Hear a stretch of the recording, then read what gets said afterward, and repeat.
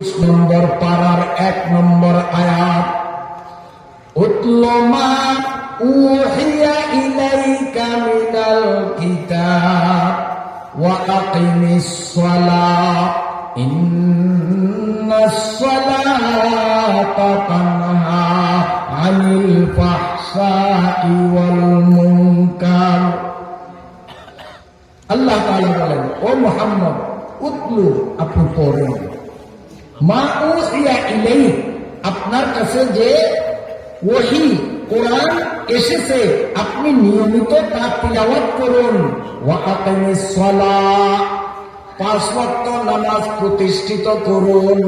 ইন্নাস সালাতা তানহা আনিল ফাহশাই ওয়াল মুনকার, নিশ্চয়ই নামাজ মানুষকে সকল গর্হিত এবং অন্যায় কাজ থেকে ফিরিয়ে রাখে। কার কথা? কোরআনকার কথা, আল্লাহর কথা। আল্লাহ বলেন, নামাজ পড়ুন, নামাজ সমস্ত অন্যায়, অশ্লীলতা ও গর্হিত কাজ থেকে ফিরিয়ে রাখে। আল্লাহর কথা সত্য না মিথ্যা?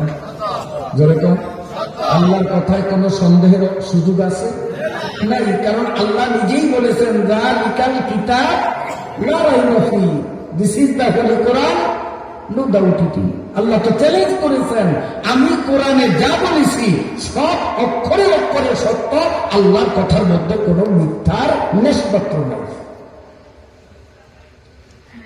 এইটা শুধু যে আল্লাহই বলেছেন আর আমরা মৌলবীরাই বলি তাই নয়, বরং জাতি, ধর্ম, বর্ণ নির্বিশেষে পৃথিবীর যে কোনো ব্যক্তি, এমনকি নাস্তিক যারা আল্লাহর অস্তিত্ব স্বীকার করে না, এই নাস্তিকরাও যদি নিরপেক্ষ দৃষ্টি নিয়ে আমাদের কোরআন নিয়ে গবেষণা করে, তাহলে তারাও এই স্বীকারোক্তি দিতে বাধ্য যে আসলেই কোরআনে কোনো ভুল নাই। অমুসলিমরাও বলি, তার ভুরি ভুরি প্রমাণ আছে, সেদিক গেলে মাসাইল বয়ান করতে পারবো না, তবুও প্রাসঙ্গিক একটু স্মরণ করিয়ে দিই। মিস্টার উইলিয়াম মুয়ার, একজন খ্রিস্টান পণ্ডিত, তিনি কোরআনের বিরোধিতায় খুব সক্রিয় ছিলেন। এক সময় চিন্তা করলেন, যেই কোরআনের বিরুদ্ধে আমার এত আন্দোলন সংগ্রাম, আর মুসলমানরা বলে তাদের কোরআনে নাকি কোনো ভুল নাই, আমি একটু কোরআনটা নিয়ে যাচাই করে দেখি, কয়েকটা ভুল যদি বের করা যায় তাহলে বিশ্ব মুসলিমের নাকে মুখে চুনকালি দেওয়া যাবে। তো সে মিস্টার উইলিয়াম মুয়ার, অমুসলিম খ্রিস্টান, সে আল্লাহর কোরআন বিসমিল্লাহ থেকে নিয়ে 30 পারা কোরআন পড়তেছে আর গবেষণা করতেছে। সওয়াবের জন্য না ভুল ধরার জন্য? ভুল ধরার জন্য। আমরা করি সওয়াবের নিয়তে, আর উনি করতেছেন ভুল ধরার নিয়তে, দেখি তোমার ভুল আছে কিনা। 30 পারা কোরআন দীর্ঘদিন পর্যন্ত গবেষণা করলো মিস্টার উইলিয়াম মুয়ার, খ্রিস্টান। আপনারা কি মনে করেন 10-5টা তো পাইছে মনে হয়? হ্যাঁ, শেষ পর্যন্ত সে কি বলছে দেখেন। বিশ্ববাসীর সামনে মিস্টার উইলিয়াম মুয়ার মাথা নত করে তিনি তার বক্তব্য দিলেন, There is probably in the world no other book which has remained with so pure a text. তিনি বলেন যে এই পৃথিবীতে যত জাতির যত ধর্ম বই আছে, ধর্মগ্রন্থ আছে, আমি অনেকগুলো নিয়ে গবেষণা করে আমি এই সিদ্ধান্তে উপনীত হইলাম, এই পৃথিবীতে ভুলের ঊর্ধ্বে একেবারে 100% সঠিক, সত্য, বাস্তবধর্মী কোন কিতাব থাকলে একমাত্র কোরআন আছে, আর দ্বিতীয়টা নাই, ভুল পায় না। এইরকম আরেকজন খ্রিস্টান পণ্ডিত, তার নাম হল মিস্টার আর্থার জে আরবেরি। তিনিও আমাদের কোরআনে ভুল খোঁজার জন্য, ভুল বের করার জন্য গভীর মনোযোগ দিয়ে আমাদের কোরআন অধ্যয়ন করা শুরু করলো। আলহামদু সূরা থেকে মিনাল জিন্নাতি ওয়ান নাস 30 পারা কোরআন নিয়া দীর্ঘদিন পর্যন্ত মিস্টার আফতাব যে আরবির গবেষণা করার পরে আল্লাহ রাব্বুল আলামিনের কোরআনের সামনে এতটাই সে নতি স্বীকার করতে বাধ্য হলো। আল্লাহ রাব্বুল আলামিন 30 পারা কোরআনের ইংরেজি ভাষায় অনুবাদ লিখেছে, তর্জমা করেছে, ভাষান্তর করেছে, ট্রান্সলেশন করেছে ইংরেজি ভাষায়। মিস্টার আফতাব যে আরবির 30 পারা কোরআনের তর্জমা করেন, মিস্টার আফতাব যে আরবির তার অনুদিত সেই তর্জমার ভূমিকার মধ্যে কয়েক পৃষ্ঠা ব্যাপী আমাদের পবিত্র কোরআনের প্রশংসার পঞ্চমুখ হয়ে তিনি কত জোরালো বক্তব্য জগৎবাসীর সামনে রাখলেন। একটু শোনা বলি, আমার কথা না, অমুসলিমের কথা। সে বলতেছে they are abruptly written and the rhythm of the Arabic of the Quran are so characteristic, so powerful, so highly that any person whatsoever is bound in the nature of things to be but a poor copy of the glittering splendor of the original. বলুন আলহামদুলিল্লাহ। Mister Aftab Jahangiri তিনি বলতেছেন যে আমি কোরআনের অনুবাদ লিখতে বসলাম, কলম নিলাম, অনুবাদ হবে আমার ভাষা। কোরআন কিন্তু মানুষের ভাষা নয়, সৃষ্টিকর্তার ভাষা। কাজে সৃষ্টিকর্তার ভাষার পৃথিবীর সকল পণ্ডিতরা মিলিত হয়ে তাদের পাণ্ডিত্য প্রকাশ করে তার অনুবাদ যদি নিজস্ব ভাষায় করে অরিজিনাল আরবির বালাগাত, ফাসাহা, তার সৌন্দর্যতা, তার নিপুণতা, তার যথার্থ বাস্তবতাকে অন্য কোন ভাষার অনুবাদের মাধ্যমে প্রকাশ করা আদৌ সম্ভব নয়। কারণ কোরআন আল্লাহর ভাষা। তো আল্লাহর ভাষায় কোরআনে কোন সন্দেহ নাই, অমুসলিমরাও স্বীকার করতে বাধ্য। আমেরিকার আরেকজন খ্রিস্টান তিনি ইংরেজিতে একটা বই লিখেছেন, বইটার নাম হলো the birth and death of the sun. The birth and death of the sun নামক একটা বই লিখে তিনি এই বইয়ের মাধ্যমে আমাদের পবিত্র কোরআনের বিভিন্ন জায়গার অনেকগুলো আয়াতের বৈজ্ঞানিক বিশ্লেষণ করে বিশ্ববাসীর সামনে প্রমাণ করেছেন যেই যুগে বিজ্ঞানের কোনো চর্চা ছিল না, ১৫০০ বছর আগে পৃথিবীর মানুষ বিজ্ঞান কাকে কয় জানতো না। সেই সময় মুসলমানদের নবীর মাধ্যমে আগত কোরআন বৈজ্ঞানিক যে সমস্ত আয়াতগুলো জাতির সামনে পরিবেশন করলেন, আজকের বিজ্ঞানের চরম উন্নতি আর উৎকর্ষতার দিনে কোরআনের প্রতিটি আয়াতের, প্রতিটি শব্দের, প্রতিটি বর্ণের বৈজ্ঞানিক বাস্তবতা আমাদের সামনে একেবারে দিনের মতো পরিস্ফুট। সুবহানাল্লাহ, সুবহানাল্লাহ। তো আল্লাহ রাব্বুল আলামিন বলেন ইন্নাস সালাতা তানহা আনিল ফাহশাই ওয়াল মুনকার, নামাজ মানুষকে সব ধরনের অশ্লীলতা, নোংরামি, খারাপ থেকে ফিরায়। অথচ আমরা বাস্তবে কি দেখি?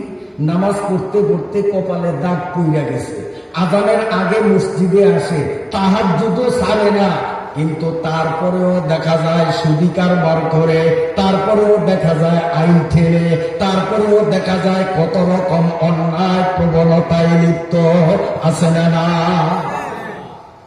আল্লাহ বলেন নামাজে ফিরায়, বাস্তবে দেখি নামাজ পড়ে কিন্তু খারাপ থেকে ফিরে না।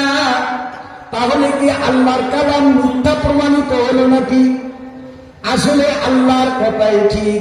আমরা নামাজ পড়লাম, আসলে নামাজি হইতে পারি নাই, নামাজ পড়াও বেনামাজি। যেগুলো নামাজ পড়ে না এরা তো 1 নম্বরে বেনামাজি। 1000-এর মধ্যে 999 বলল ভুল হবে না, নামাজ পড়াও আমরা বেনামাজি। এই নামাজ আমারে কেমনে অশ্লীলতার থেকে ফিরাবে? বলবেন নামাজ পড়াও বেনামাজি কেমনে, একটু দেখাই। কষ্ট হয় আপনাদের? বলবো খুব জরুরি আলোচনা, যেহেতু দুদিন ব্যাপী মাহফিল, সেটাও আমার মাথায় আছে, গভীর রাত আমি নেব না।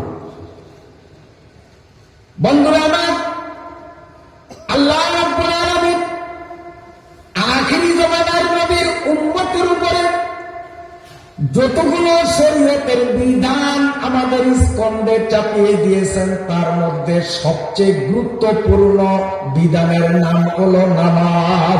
নামাজের চেয়ে বড় বিধান আল্লাহ বান্দারে দেয় না। নামাজ সবচেয়ে গুরুত্বপূর্ণ। এই নামাজের মধ্যে কতগুলো জিনিস ফরজ, কতগুলো জিনিস ওয়াজিব, কতগুলো জিনিস সুন্নতে মুআক্কাদা, কতগুলো জিনিস মুস্তাহাব। এক নম্বরে কতগুলো জিনিস ফরজ। এই ফরজগুলোর কোনো একটা ফরজ ইচ্ছায় অনিচ্ছায়, জানার কারণ, জানা থাকা অবস্থায় অথবা না, এটা যে ফরজ জানে না, না জানার কারণে যে কোনো ভাবে 13টা ফরজের কোনো একটা ফরজ যদি ছুটে যায়, সে কাবা ঘরে নামাজ পড়িয়াও বেনমাজি, তার নামাজ হয় না। দাঁড়ানো উচিত না।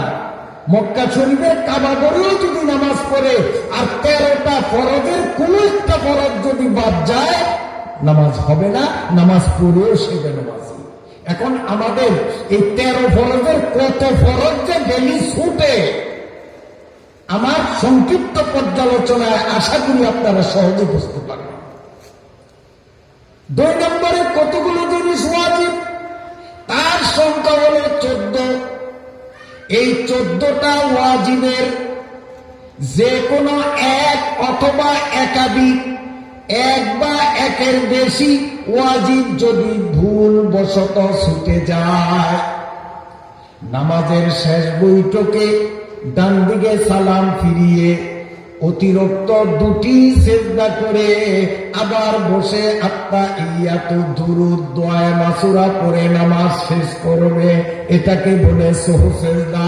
সহু সিজদা দিলেই তার নামাজ হয়ে যায়। যদি সহু সিজদা না দেয়, নামাজ পড়িয়াও বেনমাজি, তার নামাজ হয় না। এখন কোন 13টা ফরজ যেগুলো ছুটলেই নামাজ বাদ, সুজদায় কাজ হবে না? কোন 14টা জিনিস ওয়াজিব ভুলে ছুটে গেলে সুজদা দিলে নামাজ হবে, সুজদা না দিলে নামাজ হবে না, নামাজ পড়া সত্ত্বেও বেনমাজি। এই 14টা ওয়াজিব, 13টা ফরজ 100 মুসল্লির পরীক্ষা নিলে আমার মনে হয় 100তে 100 জন ফেল ডিভিশনে পাস করবে। টেলিভিশনে ফার্স্ট ডিভিশন না, খালি পড়ি আর কি, দুটোর বেকার দিই। নামাজ যখন পড়ি, নামাজের ফরজ কি কি শিক্ষা করা আমার জন্য আগে ফরজ, তারপরে আমি নামাজে আসবো। নামাজ যখন আমি পড়ব, নামাজে কয়টা ওয়াজিব, 14টা কি কি, এইটা আমাকে শিখতে হবে। তারপরে আল্লাহু আকবার বলে নামাজ শুরু করব। ওয়াজিবের ইলম অর্জন করা ওয়াজিব, ফরজের ইলম অর্জন করা ফরজ। 51টা সুন্নত, নামাজের মধ্যে সর্বমোট 51টা সুন্নত। এই 51টা সুন্নতের কোন সুন্নত ইচ্ছা করে যদি কেউ বর্জন করে বাদ দেয়, তার নামাজ হয়ে যাবে, নামাজ পুনরায় পড়া লাগবে না, কিন্তু তার নামাজ হবে ল্যাংড়া, তার নামাজ হবে বিশ্রী, তার নামাজ হবে দুর্বল। ওই নামাজ তারে খারাপ থেকে ফিরাইবার শক্তি রাখে না। খারাপ থেকে ফিরাইতে হলে নামাজ বলবান হওয়া লাগবে। এখন 51টা সুন্নত কি? আমরা নামাজ পড়তে পড়তে কপালে দাগ পরাইয়া দিলাম, একটাও সুন্নত বলতে পারি না। আমার ভাইরা বাবাজিরা, 13টা ফরজের মধ্যে 1 নম্বর ফরজ হলো শরীর পাক। 1 নম্বর ফরজ কি? শরীর পাক। শরীর নাপাক থেকে পাক হইতে হবে। নাপাক শরীর নিয়ে নামাজ পড়লে নামাজ হবে না। এখন নাপাকটা চিনতে হবে, তারপরেই না আমরা শরীরটারে পাক করব। নাপাক 2 প্রকারের। ভালো করে শোনেন, একটা বাহ্যিক নাপাক আর একটা বিধানগত নাপাক। অন্য ভাষায় একটা প্রকৃত নাপাক আর একটা আইনে আইনে নাপাক। একটা হলো প্রকৃত নাপাক। কেমনে? এখানে বসে হাত মারতেছি, কথা বলতেছি, কিন্তু মুরগি পায়খানা করছে আমি দেখি নাই, হাত লাগছে, এখন ঠান্ডা ঠান্ডা লাগে, ছায়া দিয়ে যে মুরগির গাও লাগছে, এখন হাত পাক না নাপাক? কথা বলে, এটা প্রকৃত নাপাক। চোখে দেখা যায়, মুরগির গু দেখা যায়, গরুর গোবর দেখা যায়, এটা প্রকৃত নাপাক। আরেকটা হলো আইনে আইনে নাপাক। নাপাক দেখা যায় না, কিন্তু শরীয়তে আইন করছে, এই জন্য আমিও মানিয়ে নিছি যে আমি নাপাক। সেটা কি? আইনে আইনে নাপাক আবার দুই রকম। একটা হলো ছোট আর একটা বড়, একটা নরম আর একটা শক্ত। নরম নাপাক থেকে শরীরকে পাক করতে হলে শুধু অজু করতে হয়, অজু করলেই পাক হয়। যেমন আমি পেশাব করছি, এখন আমার শরীর পাক না নাপাক? নাপাক। এখন এই নাপাক শরীরকে পাক করার জন্য আমার পুকুরে ডুব দেওয়া লাগবে না, গোসল লাগবে না, শুধু অজু করলেই হবে, শরীর পাক হয়ে যাবে। আর এক প্রকার হলো সাংঘাতিক নাপাক, অজু করলে শরীর পাক হবে না, গোসল জরুরি।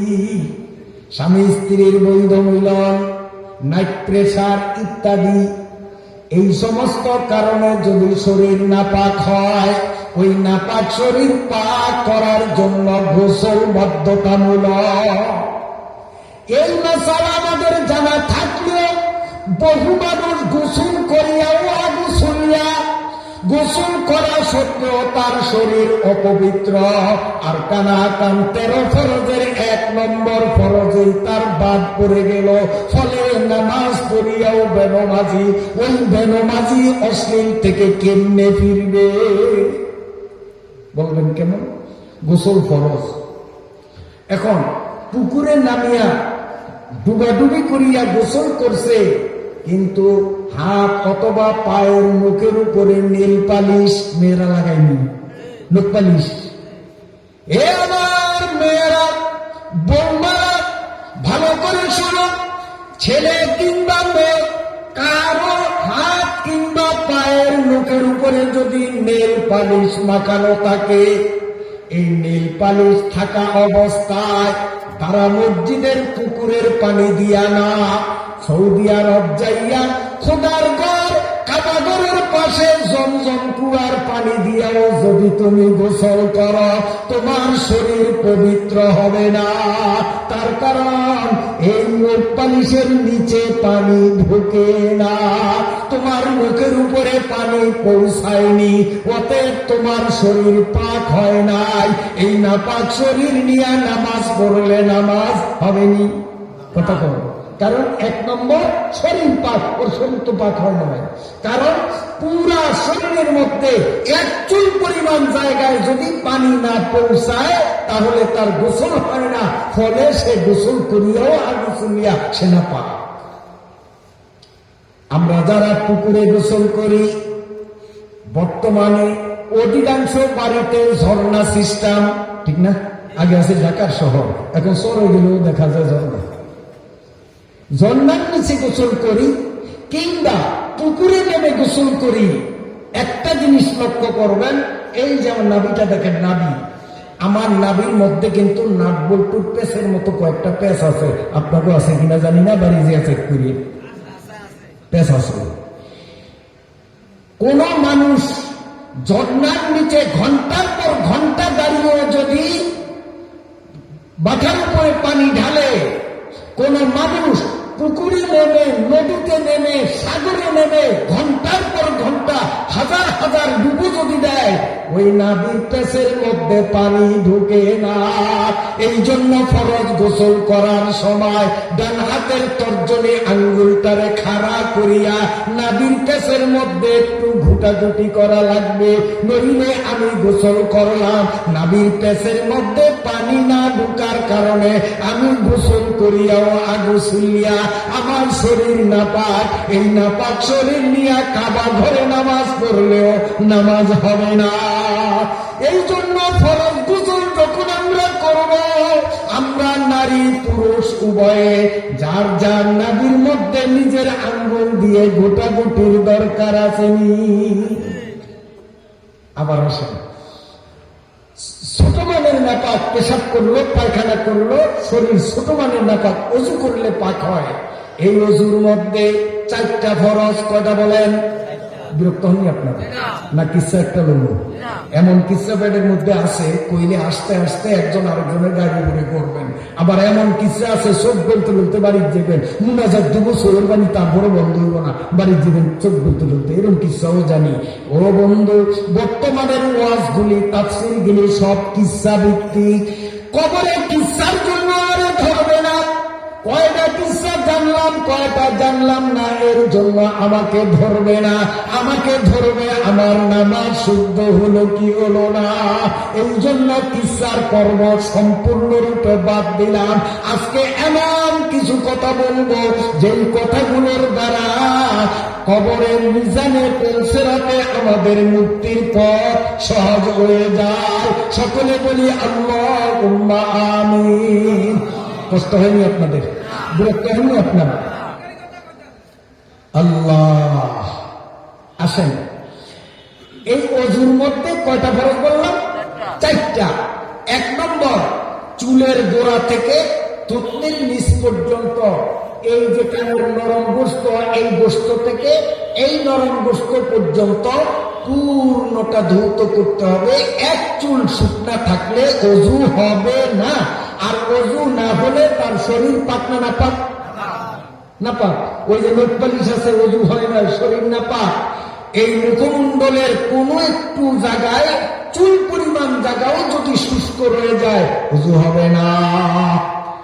অনেকের দেখা যায় তাড়াহুড়া করে অজু করলো, কানের গোড়ায় শুকনা রয়ে গেছে। বিশেষ করে শীতকালে এই সমস্যাটা হয়। শীতকালে শুকনা রয়ে গেল, নাতি নুরা নিতে পারে। ওই নাতির মাসলা জানা আছে, পুরা মুখমণ্ডলে 1 চুল শুকনা থাকলে অজু হয় না। কয় দাদা অজু হয় নাই? কই কি হয়েছে? কই যে কানের গোড়ায় শুকনা দেখা যায়। ওই দাদা বুড়ি আর তখনও দাড়ির থেকে ফোটা ফোটা পানি পরে আমার দিকে তাকান, এই গোস্তে গোস্তে মসজিদের দিকে যায়।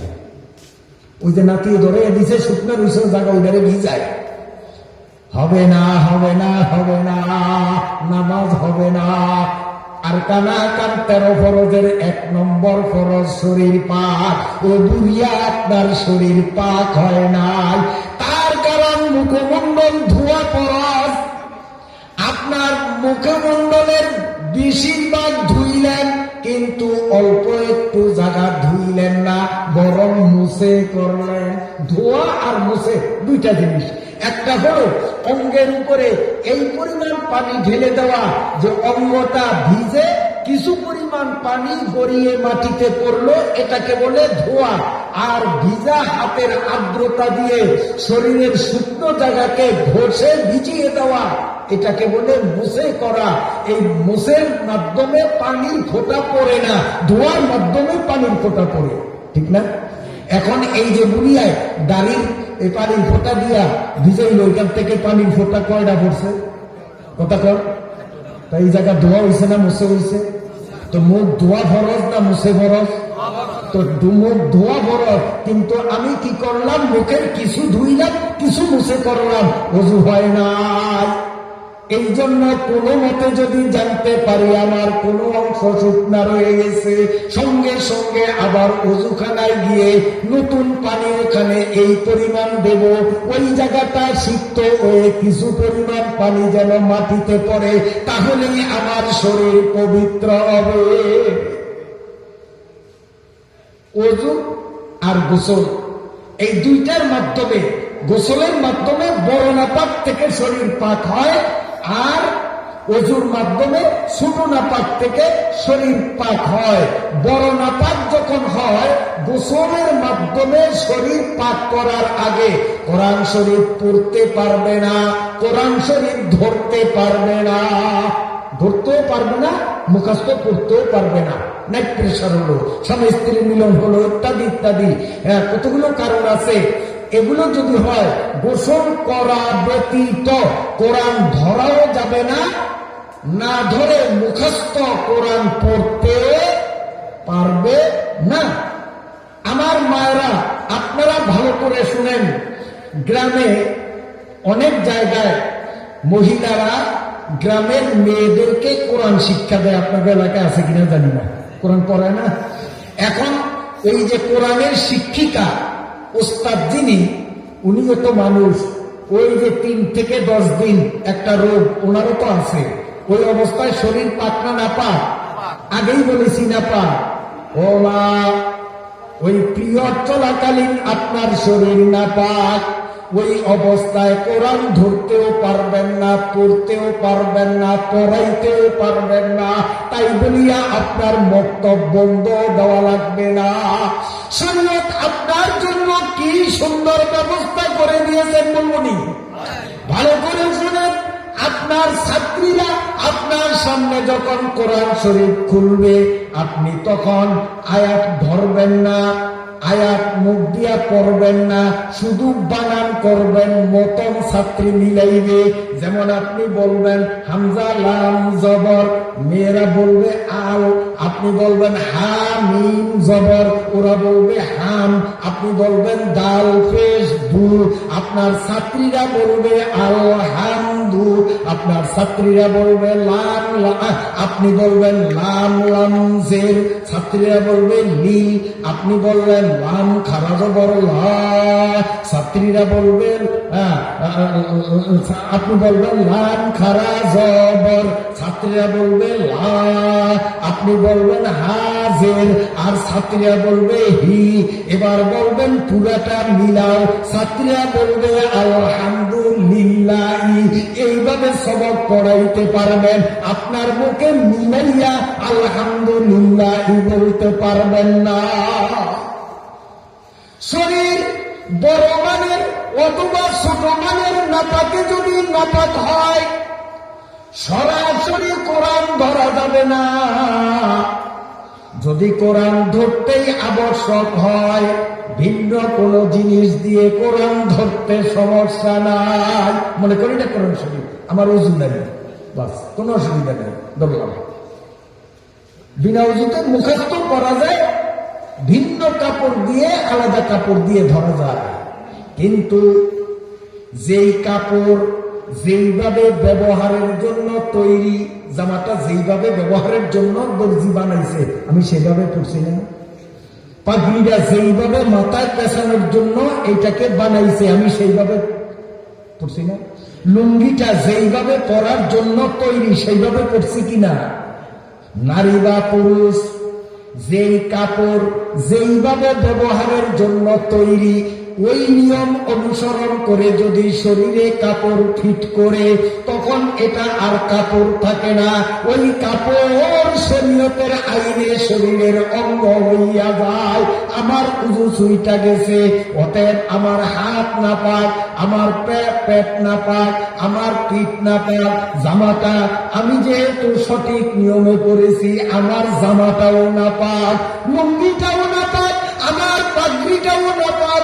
এই রুমালটাকে আমি ঠিক এইভাবে পরলাম, আর আমার উজুটা ছুঁইটা গেল, এখন আমার এই রুমালটাও না পাক।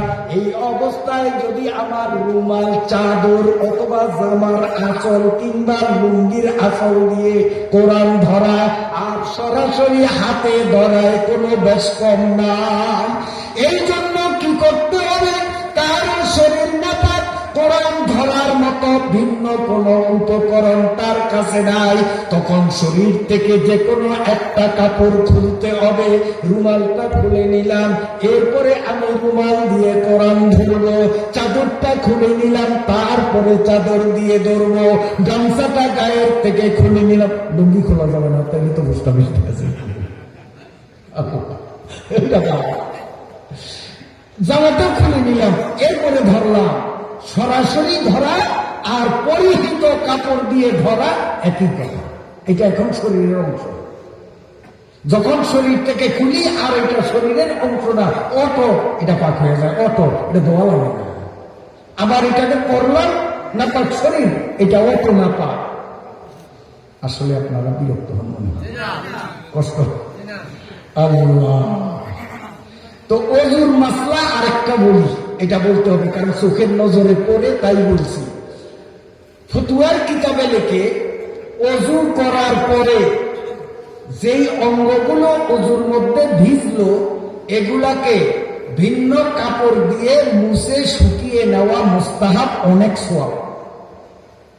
হাতটা ভিজে, মুখটা ভিজে, এখন একটা গামছা দিয়ে রুমালগুলো মুখটা মুসলাম, হাতটারে মুসলাম, পাড়া মুসলাম, এই মোছা কি মুস্তাহাব, অনেক সওয়াব। কিন্তু এই মুস্তাহাব আদায় করতে গিয়া অনেকে ফরজ তরক করে, কি এই লঙ্গি উজকেয়া তারপরে মুখটা দেখছি পুকুরের ঘাটে উঁচু করে উঠে এমন কায়দায় লঙ্গি জাগাইয়া মুখ মুছে পোস্ট অফিস পর্যন্ত দেখা যায়। কিতাবের মধ্যে আছে যেই কাপড় মানুষের শরীরে পরিহিত, যেমন জামা, লুঙ্গি, যেই কাপড় শরীরে ফিট করা, অজুর পরে সেই কাপড় দিয়া যদি কেউ হাত মুখ মুছে ওই ব্যক্তির কামাই রুজিতে বরকত থাকে না, ঘরে অভাব করবে না। আজকাল বাপে কামাই করে, পুতে কামাই করে, নাতিয়ে করে, তারপরে ডাইনে পায় না তেলের লাগুর, তেলে পায় না ডাইনের লাগুর, কেউ ঠিক না বেটি। তার কারণ ওই যে পরনের লুঙ্গি দিয়া অজুর করে হাত মুখ মুছি না, হাত মুখ মুছার জন্য ভিন্ন গামছা, ভিন্ন রুমাল রাখতে হবে। পরনের কাপড় দিয়ে ধুলেও আমরা এমনটি করব না, ঠিক আছে নি? ঠিক আছে? আচ্ছা, তো নামাজে ফরজ কয়টা বললাম? কয় না? সব আমার দিয়ে কয় না?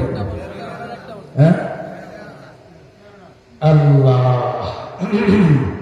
কইবেন যে হুজুর কেমনে করুন ওয়াজ, আপনি কইছেন আপনার আগে সবের দিন হুজুর, তার আগে বলার ওয়াজ হতে হতে আমরা ওরান হয়ে গেছি, ক্লান্ত হয়ে গেছেন। কি করো? হ্যাঁ, একটু মজার কিছু, এটা ওয়াজও না, তফসিরও না, বয়ানও না, ফাজাইলে এলেমো না, মাসাইলে এলেমো না, আপনাদের একটু মনোযোগ আকর্ষণের জন্য বলতেছি। সকিনার মা আর করিনার মা দুগাই মিলিয়া দেহিভার দিতে আছে, ঘামাইয়া গেছে শরীর। আর রহিমার মা এটারে কি করো আইয়া হেতু বইয়া থাকে, কতক্ষণ পরে জুবা বুঝি কোপ দেয়, আল্লানি দেয়। কষ্ট কি রহিমার মার বেশি না বা আর দৌড়াবো বেশি? এখন রহিমার মা যদি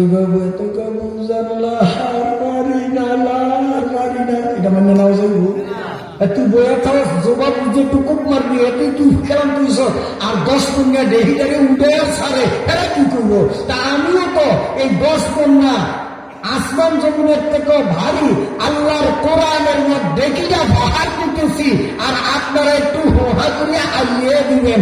যদি আপনারা কোন হুজুর আইয়ে তো পারি না, তাইলে সাউন্ড কিন্তু আকারা থাকবো। আকারা ওয়াজ নিয়ে বাড়ি যাইবেন, আকারা বুঝেন না, আকারা ওয়াজ নিয়ে বাড়ি যাইবেন না। যদি কাটতে চান তা আইয়েন লাগবো নি, কথা কয় আইয়েন লাগবো নি। এই আইয়েন মানে যুবা বুঝে করতে হবে, একটু হা না করতে হইব, সুবহানাল্লাহ, আলহামদুলিল্লাহ, নাউজুবিল্লাহ, এই এগুলো বলেন মানে এটা আইয়ে দেন, এত ওয়াজ কারা হয়ে যাবো ইনশাআল্লাহ। আমার ভাইরা বাবা দিলে ভালো করে শুনেন, আর কেন কেন 13 ফরজ, আমার নামাজ শুদ্ধ হওয়ার জন্য 13টা ফরজ, 13টার 13টাই লাগবে। কোন একটা যদি বাদ যায় তাহলে আমার নামাজ হবে না। এই 13টার মধ্যে 1 নম্বর হলো শরীর পাক। শরীর পাকের বিষয়ে সামান্য কিছু কথা আপনাদের শুনাইলাম, বুঝতে পারছেন কিনা? আরো অনেক আছে, এগুলো কতক্ষণে করব। এবার 2 নম্বরে যাই, বলেন তো 2 নম্বরে কি? কাপড় পাক। 2 নম্বরে কাপড় পাক। যেই কাপড় পরিধান করে নামাজ পড়ব, এই কাপড়টা পবিত্র হওয়া জরুরি। যদি এই কাপড় কোনো মতে নাপাক হয়, এই নাপাক হওয়ার সিস্টেম আবার 2টা। একটা হলো আপনার মোটা নাপাক, যা শুকাইলে দেখা যায়, যেমন গোবর, মোরগ মুরগির পায়খানা, মানুষের পায়খানা শুকাইলে দেখা যায় না? হ্যাঁ, দেখা যাও। মজার একটা কথা শুনে আপনার ঘুম যাইব, কারণ অনেকে একটু আমরা কিচ্ছা শুনতে শুনতে কিচ্ছারও তো আমাদের রুচি আছে, তো একটু দিয়ে দিই সামান্য, রুচিটা ফেরত আইব। হযরত ইমাম আবু হানিফা রাহমাতুল্লাহ আলাইহি, আমাদের মাযহাবের ইমাম, জানি তো নাম কি নাম? ইমাম আবু হানিফা রাহমাতুল্লাহ আলাইহি। ওনার দৈনন্দিনের রুটিন ছিল কি শোনেন, মাগরিব থেকে এশা পর্যন্ত মানুষজন আসতো, মানুষদের মাসলার উত্তর দিতেন। এশার নামাজের পর থেকে ফজর পর্যন্ত সারা রাত তিনি কোরআন হাদিস নিয়ে গবেষণা করিয়া মাসআলাগুলি উদ্ঘাটন করতেন। এরপরে ফজরের নামাজ পড়তেন, তারপরে ইশরাকের পরে আবার মানুষের মাসলা মাসাইলের সমাধান দিতেন। আবার ইশরাকের পরে সামান্য নাস্তা সকালে সারতেন। তার থেকে জহুর পর্যন্ত গ্রামের মানুষ দলে দলে আসতো, মাসআলার সমাধান দিতেন। জহুরের পরে 10 থেকে 15 মিনিট দুপুরের খানা খাওয়ার পর একটু ঘুমাইতেন, 10-15 মিনিট। ঘুম থেকে উঠে আবার মানুষের মাসলা মাসাইলের সমাধান দিতেন সন্ধ্যা পর্যন্ত। এই ছিল তার 24 ঘন্টার কাজের রুটিন। সমাজে কিছু মানুষ আছে হুজুর বিদ্বেষী, হুজুর দেখলেই চোখ টনটনা আসেনি। এখন দুই বদমাইশ, ইমাম আবু হানিফা আজ্জা সান্দুরে দেখান, খেলা দেখান, দুইটাই গেছে হুজুরের জ্বালাইব। দুপুরের পরে হুজুরে শুয়েছে, চৌকে ঘুমাইছে, কাঁচা ঘুম, দরজা টকটক করে ইমাম সাহেব হুজুর, ইমাম সাহেব হুজুর। হুজুরে চোখ বলতে বলতে উঠছে, কারণ 24 ঘন্টার মধ্যে ঘুমাই বেড়ায় মাত্র 10-15 মিনিট। চোখ বলতে কেরো ভাই কার হুজুর, দুয়ার খোলেন, জরুরি একটা মাসলা, আপনি ছাড়া কেউ জবাব দিতে পারবে না, মহা বিপদে আছে হুজুর, মাসলাটার সমাধান দেন। তো হুজুরে চিন্তা করলেন, আমার কাঁচা ঘুম ভাঙ্গনের কষ্ট হয় হোক, আল্লাহর বান্দাদেরকে একটা মাসালা শিখিয়ে দিব, এটা তো আমার জন্য কল্যাণকর জিনিস। হুজুরে চোখ বলেন, আমার বাবা কি মাসলা তোমাকে বলবো? ওরা কি মাসলা জানতে হয়েছে? আইসে তো জ্বালাইতো, কি জানি জিজ্ঞাসা করবো বুঝলে গেছি মনে। এরপরে হুজুরে বললেন ঠিক আছে, মনে হইলে আমার আসছেন। ওই বেয়াদব দুইটা রাস্তার মাথায় গিয়ে বসে 2-4 মিনিট যাবো, চৌকা আবার ঘুম ধরুক, তা আবার যাই ডিস্টার্ব করবো। হুজুরে বসতেছে, মনে হয়েছে মাসলাটা মনে হয়েছে হুজুর, তাড়াতাড়ি দুয়ার করলেন। কি যে কষ্ট, চোখ বলে বাবা কি মাসলা আবার উল্লে গেছি। কারণ এইরকম দশা যদি হুজুরের কথা করি না, আমার সাথে যদি কেউ করতো তো বিসমিল্লাহ না করে বামাতে যে ঘুষা দিতাম, নাহের বারিন্দা আগে শুনে দিতাম যে বদমাই 24 ঘন্টার মধ্যে 10 মিনিট ঘুমাই, আর এর মধ্যে আসলে মহাপ্রাণী করতে নাহের বারিন্দা রাখতাম। আমি তো ধৈর্য ধরতে পারতাম না। কিন্তু ইমাম আবু হানিফা রাহমাতুল্লাহ আলাইহি ধৈর্যের পাহাড়, তিনি বললেন বাবা ঠিক আছে যান, মনে হইলে আবার আসছেন। হুজুরে আবার শুনছে, তৃতীয়বারও একই ঘটনা। আবারও হুজুরে রাগ করলেন, শুয়েছে। 2 মিনিট যায় সারে নেয়, আবার এসে হুজুর হুজুর এবার ভুলি নেই, মনে আছে, এবার মনে আছে, ওঠেন। হুজুর উঠছে, উঠে কি রে বাবা কি মশলা?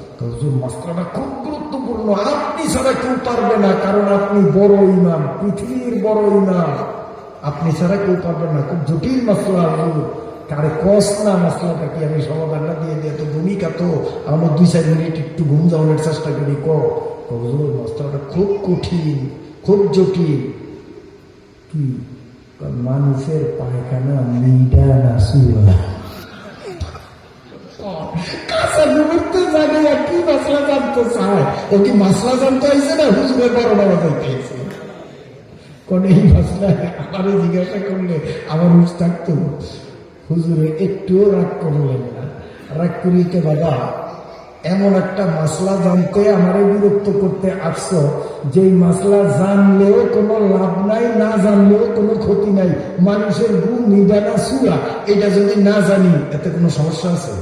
আর জানলে কোনো ফজিলত আছে? 100 হজর সওয়াব। জানলেও লাভ নাই, না জানলেও সমস্যা নাই। তারপরেও যখন জানতে আসছো, তা আমি তোমাদেরকে সঠিক উত্তর দিয়ে দেই। মানুষের গু দুই প্রকার, শুকনা গু হইল মিডা, আর শুকনা গু হইল সুকা, আর কাঁচা গু হইল মিডা। শুকনা গু কি সুকা সুকা, আর কাঁচাটা মিডা। দলিল দলিল এটা কত নম্বর হাদিস বুখারী শরীফের? কোরআন শরীফের কয় পারার কোন সূরার কত নম্বর আয়াতে পাইছেন? হুজুরে কয় ইমাম আবু হানিফা দলিল ছাড়া কোনো মাসলা বলে না। বলে সুবহানাল্লাহ, সুবহানাল্লাহ, কোন না সুবহানাল্লাহ, দলিল ছাড়া কথা বলে না। তো হুজুর কি দলিল? দলিল হইল এই মাসালা কোরআনেও পাওয়া যায় না, হাদিসেও পাওয়া যাবে না, কারণ এর সাথে শরীয়তের কোনো সম্পর্ক নাই। তবে এটা পাওয়া যায় আরেক জায়গায়, যেই মাসলা কোরআনে হাদিসে ইজমায় না পাওয়া যায়, সেই মাসলা কিয়াস দিয়া করতে হবে। কিয়াস দিয়া করছি কেমনে? আমি দেখছি একটা কাঁঠাল যদি ভাঙ্গে, মাছি আসা বসবো কি বসবো না? বসবে না? কাঁঠাল কাঁঠাল দুই হাত দূরে আপনার ছোট্ট পোলা শখ করিয়া পাত্তা বাগানা ছাইয়া দিছে, কাঁঠালের থেকে উঠা মাছি কাঁচা গুয়ে বসবো কি বসবো না? কসম দিলাম, কিরা দিলাম, কতক্ষণ বসবো না? এদিকে কই গুইয়া মাছি।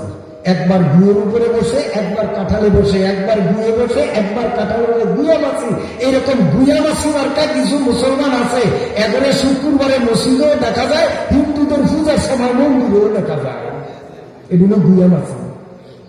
পূজার গুয়েও বসে, নামাজের কাঁঠালেও বসে।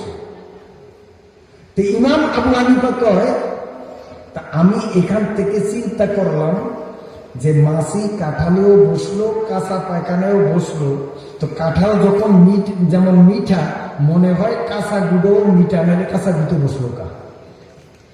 আর রাস্তার কিনারে পোলা পাইলে পায়খানা করছে, শুকাই একবারে সব করিয়া গেছে, সেখানে দেখা যায় মাছি বসে না। ইমাম আবু হানিফা বলেন, আমার জীবনে শুকনা পায়খানায় মাছি বসতে দেখি নাই। এখান থেকে আমি বুঝলাম, গামলা বইলা সান্তার ভর্তা বানাইয়া যদি উতলা রাখে, ভুলে সান্তার ভর্তায় কোনো মাছি কোনোদিন বসেনি। কথা কেন? কাঁঠালে যেন বইয়ে সান্তার ভর্তা বইয়ে কাঁচার তল ভর্তা বানায় রাখতেন, দেখবেন বুঝতে না। ইমাম আবু হানিফা বলেন, চালটা যেহেতু শুকা, ওতে মাছি বসে না, আর শুকনা গুতো যখন মাছি বসে না, বুঝা গেল গু শুকাইলে শুকা হইয়া যা। আমার ভাইয়া বাবাজি, আর কেন 13 বড় ধরে এক ফরজ বললাম। 2 নম্বর হলো কাপড় পাক। এই কাপড়কে নাপাক থেকে পাক করতে হবে। কাপড় নাপাক হয় 2 ধরনের নাপাকের মিশ্রণে। এক ধরনের নাপাক যেটা শুকাইলে দেখা যায়, আর এক ধরনের নাপাক শুকাইলে যেটা দেখা যায় না। যেমন আপনি ছোট্ট নাতিরে কোলে নিছেন, ও পেশাব কইরা দিছে, কাপড়টা শুকাইয়া গেলে পেশাব দেখা যাবে? কথা কেউ? এক প্রকারের নাপাক শুকাইলে দেখা যায়, আরেক প্রকারের নাপাক শুকাইলে দেখা যায় না। শরীয়তের আইন হলো, যেই নাপাক কাপড়ে শুকানোর পর দেখা যায়, এই জাতীয় নাপাক যদি কাপড়ে লাগে, ওই কাপড়কে 3 বার ভালো করিয়া ধুইবে, যাতে করে নাপাক সম্পূর্ণ আউট হইয়া যায়। 3 বার ধোয়ার পরে, ভালো করিয়া 3 বার ধোয়ার পরে, যদিও নাপাকের কালার দেখা যায়, যে জায়গায় নাপাক লাগছে দাগ করিয়া আছে, নাকের কাছে নিলে ভুসমা ভুসমা গন্ধ আসে, কিন্তু ধোয়াতে আমি আলিশ করি নাই, ভালো করিয়াই ধুইছি। ভালো করিয়া ধোয়ার পরে নাপাকের দাগ থাকে থাকুক, নাপাকের গন্ধ থাকে থাকুক, ওই কাপড় শরীয়তের আইনে পাক। ওই কাপড় নিয়ে নামাজ পড়লে কোনো সমস্যা না। আর যেই নাপাক শুকাইলে দেখা যায় না পেশাব লাগছে, এই কাপড়কেও ভালো করিয়া কাশিয়া পিটাইয়া 3 বার ধুইতে হবে। প্রতিবার তাকে নিংড়াইতে হবে।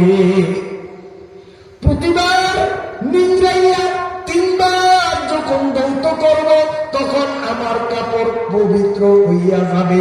তবে কাপড় ধুইতে গিয়েও আমরা অনেকে সমস্যায় পড়ি। এই ধরনের মাসলা হুজুরদের কাছে জানতেও চাই না। হুজুররাও ওয়াজের মজলিসে বসিয়াই কিচ্ছা দিয়া শুরু, কিচ্ছা দিয়া শেষ। মুসল্লিদের, মুসলমানের দৈনন্দিনের নামাজগুলো বিনষ্ট হয়, এই ব্যাপারে কারো কোনো চিন্তা না। আমার বাইরে বড় করে শুনে, এই যে আমার জামা এটা খুললাম, নাতিয়ে পেশাব করলো, এটাকে এইভাবে পিটাইয়া পিটাইয়া 3 বার ধুইলাম। প্রতিবারে নিংড়াইতেছি। ওই পিটানোর সময় না পানির ছিটা আমার লুঙ্গিতে লাগলো, গেঞ্জিতে লাগলো। আবার যখন চিপলাম পোলরের উপর পড়িয়া, টাইসের পোলর, পানিগুলি ছিটকাইয়া আমার লুঙ্গিতে আসবে কি আসবে না? নাপাক কাপড় ধোয়ার সময় কিংবা সিপনের সময় পানি যদি পরনের কাপড়ে লাগে, সঙ্গে সঙ্গে সেই কাপড়টাও নাপাক হইয়া যায়। ওই কাপড় নিয়ে নামাজ পড়লে তার নামাজ হবে না। অথচ আমরা এ ব্যাপারে উদাসীন। কত নাপাক পানির ফোঁটা আমার লুঙ্গিতে লাগলো, ওই লুঙ্গি পরিয়াই নামাজ পড়ি। এটা যে আমার নাপাক হইল খবর না। প্রথমবারের এই পিটানের পানি কিংবা প্রথমবারের সিপনের পানি যদি আমার লুঙ্গিতে লাগে, এই লুঙ্গি পরন থেকে খুলিয়া এটাকেও 3 বার ধোয়া লাগবে, প্রতিবার চেপা লাগবে। কিন্তু প্রথমবারের পানি আমার কাপড়ে লাগলো না, সতর্ক ছিলাম। দ্বিতীয়বারের অসতর্কতা অবস্থায় দ্বিতীয়বারের পানি যদি আমার লুঙ্গিতে লেগে যায়, পরন থেকে লুঙ্গিটা খুলিয়া 2 বার আমার লুঙ্গি ধুইতে হবে, নইলে পাক হবে না। তৃতীয়বারও লাগলো না। এই নাপাক কাপড় তৃতীয়বার যখন শিখতেছি, ওই তৃতীয়বারের পানি যদি আমার লুঙ্গিতে লাগে, লুঙ্গি পরন থেকে খুলিয়া 1 বার ধোয়া লাগবে। ওই লুঙ্গি যদি এই নিয়মে না ধুইয়া এই লুঙ্গি পরিয়া নামাজ পড়ি, নামাজ হবে না। আল্লাহু আকবার। ও আল্লাহ, 11টা বাজে। আপনিও বসিয়ে রয়েছেন, আমিও বসিয়ে রয়েছি। এই জায়গায় কিন্তু বহুত দূরে গেছি। 11টা বাজে। যেহেতু ওয়াজ 2 দিন, যদি 1 দিন হইতো তা আরো ঘন্টা খানেক চালাইতাম। আর কান 13 ফরজ নিয়ে শুরু করলাম। 1 ফরজ তাও একটু ছোঁয়া দিয়া দ্বিতীয়টায় ঢুকছি। দ্বিতীয়টা তো এখনো মাত্র ঢুকলাম, আর বাকিগুলি তো রয়েই গেল। ওয়াজের 14টা কমু কতক্ষণে সুন্নতেরটা নাইলে বাদই দিলাম। আল্লাহ, এই জিনিসগুলি জানা দরকার আছে। আজকের ওয়াজে আসি, আপনাদের লাভ হয়েছে না ক্ষতি হয়েছে? লাভ হয়েছে না ক্ষতি হয়েছে? আজকে কিন্তু লোক যা হয়েছে, আমার প্রবল ধারণা আগামীকাল আরো বেশি হবে। আপনারা কি মনে করেন? কারণ আগামীকাল বড় হুজুররা আসতেছেন, পিসা হুজুর, হ্যাঁ, মধুপুরের পিসা হুজুর আসবেন। হ্যাঁ, আব্দুর রব ফরিদি, দূরের হুজুররা আসবেন।